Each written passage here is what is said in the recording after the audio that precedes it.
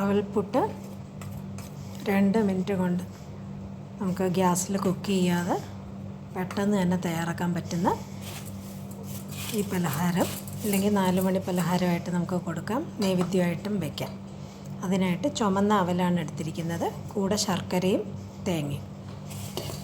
ചുമന്ന അവൽ 3 കപ്പ് എടുത്തിട്ടുണ്ട്. അതാദ്യം മിക്സിയിലിട്ട് ഒന്ന് പൊടിച്ചെടുക്കുക. നന്നായിട്ട് പൊടിച്ചതിന് ശേഷം അതിലേക്ക് തേങ്ങ ചേർത്ത് പൊടിക്കുക.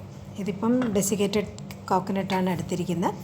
അല്ല ഫ്രഷ് ആയിട്ടുള്ള തേങ്ങയാണ് എടുക്കുന്നതെന്നുണ്ടെങ്കിൽ തേങ്ങ ഒന്ന് ചൂടാക്കിയിട്ട് അതിലുള്ള വെള്ളമയം ഒന്ന് മാറ്റിയിട്ട് കളറ് മാറണ്ട, എന്നിട്ട് വേണം ചേർക്കാൻ. ഇല്ലെങ്കിൽ നമുക്ക് ഒരു ദിവസത്തിൽ കേടായിപ്പോവും.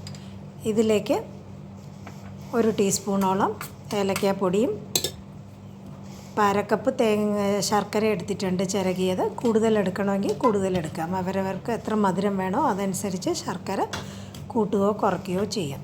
നന്നായിട്ട് പൊടിച്ചെടുത്ത് കഴിയുമ്പോൾ നമുക്ക് അവൽപ്പുട്ട് റെഡിയാവും. ഇത് നമുക്ക് പെട്ടെന്നൊരു മധുരം കുട്ടികൾക്ക് തയ്യാറാക്കി കൊടുക്കണമെങ്കിലും നൈവേദ്യത്തിനാണെങ്കിലും ഈ പുട്ട് നമുക്ക് വളരെ പെട്ടെന്ന് തന്നെ തയ്യാറാക്കാം. ഇതുപോലെ അവൽപ്പുട്ട് എല്ലാവരും ഒന്ന് തയ്യാറാക്കി നോക്കുക. വളരെ ഹെൽത്തി ആയിട്ടുള്ള ഈ വിഭവം നമുക്ക് കുട്ടികൾക്ക് സ്കൂൾ വിട്ട് വരുമ്പോൾ 4 മണി പലഹാരമായിട്ടോ വേണമെങ്കിൽ ബ്രേക്ക്ഫാസ്റ്റായിട്ട് തന്നെ ഇത് നമുക്ക് കഴിക്കാവുന്നതാണ്. എല്ലാവരും അവൽപ്പുട്ട് തയ്യാറാക്കി നോക്കുക.